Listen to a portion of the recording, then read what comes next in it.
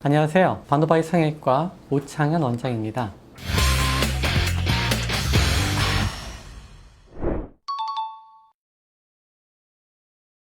결국 전신 마취와 수면 마취는 마취의 깊이의 차이라고 생각하시면 됩니다. 수면 마취는 상대적으로 마취의 깊이가 얕기 때문에 환자 스스로가 호흡을 하는 자발 호흡을 하게 되는 거고요. 전신 마취는 마취의 깊이가 상대적으로 좀 더 깊기 때문에 전신 마취 기계를 통한 기계 호흡을 하게 됩니다. 이러한 마취의 깊이의 차이라고 이해하시면 가장 잘 이해하시는 겁니다. 두 가지 이유가 있는데요. 첫 번째는 환자의 불편을 줄이기 위한 거고요. 더 큰 이유는 사실은 환자의 안전을 위한 겁니다. 전신 마취가 이제 수면 마취보다 더 안전한 마취예요.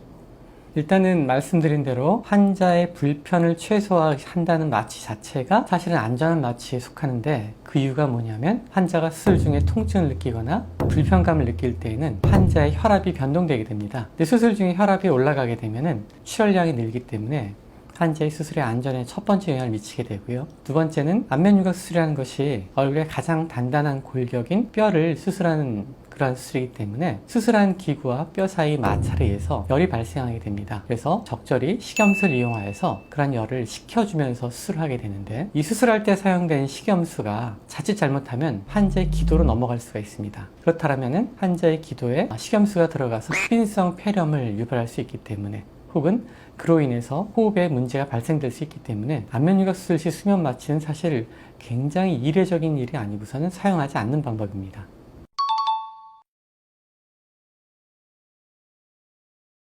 환자들이 이제 오해를 좀 하시는 부분이 있는데요. 전신 마취는 국소 마취 수술과 함께 전 세계에서 가장 많이 사용되는 마취 방법이고요. 여러 질병군에서 혹은 여러 나이대, 연령대에서 안전한 방식으로 다 알려져 있습니다. 하지만 최근에 백신 맞았을 때 약간의 부작용을 겪는 것처럼 어떠한 의료 행위든지 100% 안전한 방식은 없습니다. 그래서 낮은 퍼센트지만 그 낮은 확률의 불안감이 아마 환자들에게 전신 마취가 위험한 방법이라고 오해를 좀 불러일으킨 것 같습니다. 수면 마취는 보통 어떤 수술에서 진행돼요?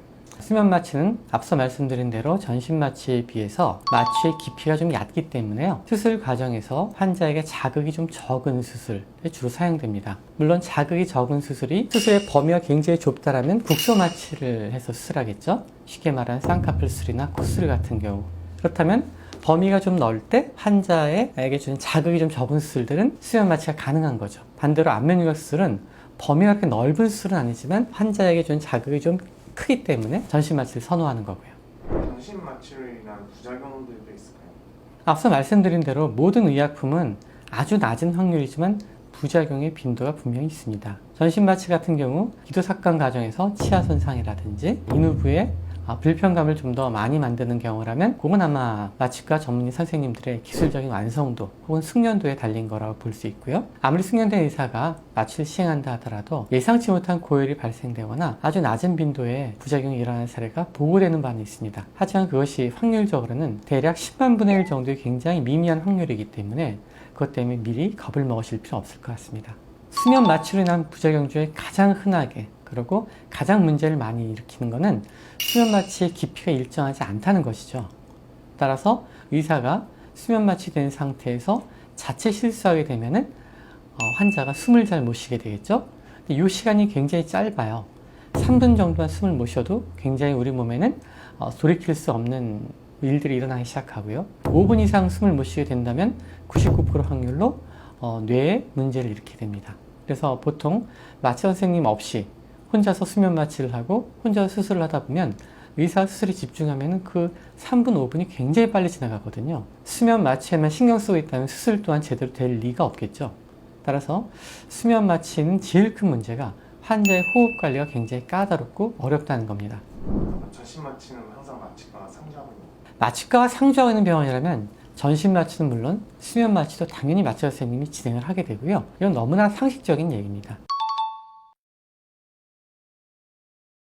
전신 마취하면 머리 나빠진다. 많이 듣던 말이죠. 네. 여러 논문에서 다 검증됐습니다. 두뇌 활동엔 전혀 영향을 주지 않고요. 또 두 번째 얘기는 마취에서 못 깨어난다. 마취에서 안 깬 일은 없다. 제가 21년 동안 이 수술을 해오고 수많은 환자를 보아왔지만 마취에서 다들 잘 깨시고요.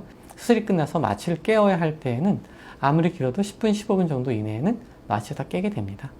말씀드린 대로 전신 마취는 마취과 선생님이 가장 익숙한 마취 방법이고요. 저 같은 경우는 수술 그렇게 오래 해왔지만 지금 나 혼자 전신 마취를 하라라고 했을 때는 아마 저는 굉장히 두려워할 것 같아요. 제가 잘하는 의료행위가 아니기 때문이죠. 전신마취에서 오랫동안 공부하고 숙련을 쌓은 마취 선생님이 전신마취하는 게 당연히 맞는 선택이고요. 수면마취 역시도 집도의가 수술하면서 마취를 동시에 하는 상황이 아니라 적절한 수면마취를 진행해 줄 수 있는 마취 선생님과 함께 시행을 하는 게 그래도 수면마취를 가장 안전하게 할 수 있는 방법이라고 생각합니다.